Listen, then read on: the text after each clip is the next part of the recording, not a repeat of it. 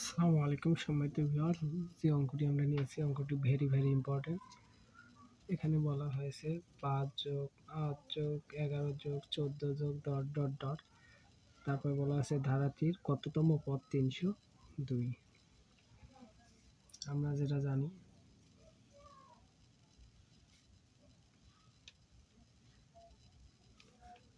জানি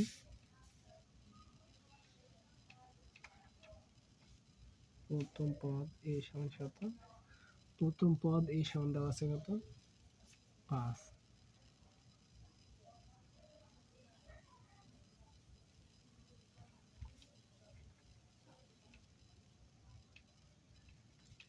সাধারণ অন্তর ডি, এইটা একটা বিষয় বুঝার বিষয় আছে।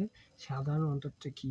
এই যে সংখ্যাগুলো দেওয়া আছে এটা সাধারণ অন্তর। এই যে আমরা যদি 8 - 5 দেই নামে 3, তারপর যদি আমরা 11 - 8 দেই নামে 3, এরপরে যদি আমরা 14 - 11 দেই নামে 3, এইটা হচ্ছে গিয়ে সাধারণ অন্তর। সাধারণ অন্তর যাতে রাশিগুলোর প্রথমটা দিয়ে দ্বিতীয়টা, দ্বিতীয়টা দিয়ে তৃতীয়টা, তৃতীয় দিয়ে চতুর্থ রাশি বিয়োগ করলে বিয়োগফল সবসময় সমান হবে। এইটা হচ্ছে সাধারণ অন্তর। সাধারণ অন্তর হচ্ছে আমরা প্রথমটাই দিলাম সমান হচ্ছে 8 - 5 সমান হচ্ছে 3। এখন n-তম পদ কত 302। এখন কততম পদে ধরলাম আমরা n-তম পদ 302। এখন এই n-তম পদে একটা সূত্র আছে। n-তম পদ সমান n-তম পদ আমরা সমান লিখব, আমরা যেটা জানি a plus n-1 into d, আর এখানে ডি। এটা হচ্ছে n-তম পদের সূত্র। n-তম পদ আমরা কত ধরছি 302, আমরা লিখব বা 302।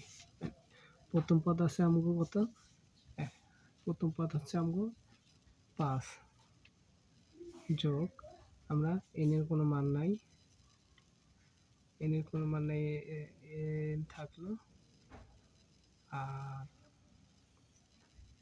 1 ও থাকলো, আর এখানে d এর মান হচ্ছে কত, d এর মান হচ্ছে সাধারণ অন্তর। আমরা দেখছি d এর মান সাধারণ অন্তর হচ্ছে 3। আমরা লিখবো বা 302। আমরা এখন কি হচ্ছে এটা গুণ করে নেব, 3n - 3, 3n - 3। আমরা এখন কি করব, বা 302 এটা বিয়োগ করে নেব, তাহলে 2 + 3n। আমরা আবার লিখব বা, আমরা আবার পরে কাজ করব, বা 302 থাকলো, ও সরি 302টা 2 ভাগে কি আছে প্লাস আছে, এভাবে মাইনাস করে নেব, -2 আর এটা থাকলো 3n। আমরা আবার লিখব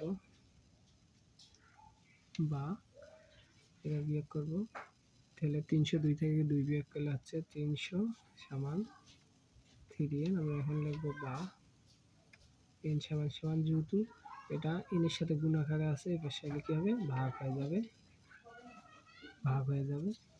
আর আমরা কি লিখব, অতএব n সমান কত গুণ করলে কাটাকাটি করলে হচ্ছে 100, n সমান 100।